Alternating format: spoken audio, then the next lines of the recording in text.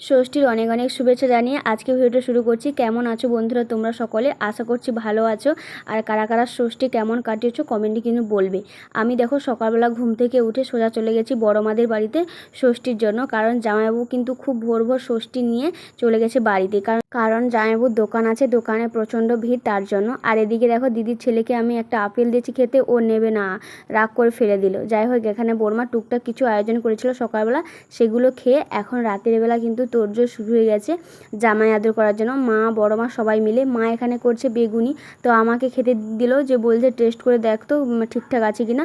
খেয়ে দেখলাম যে ভালোই হয়েছিল, মুচমুচে হয়েছিল খেতে।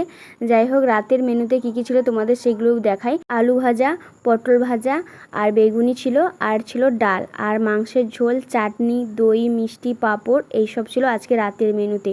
তো খাওয়া দাওয়া বেশ ভালো হয়েছে।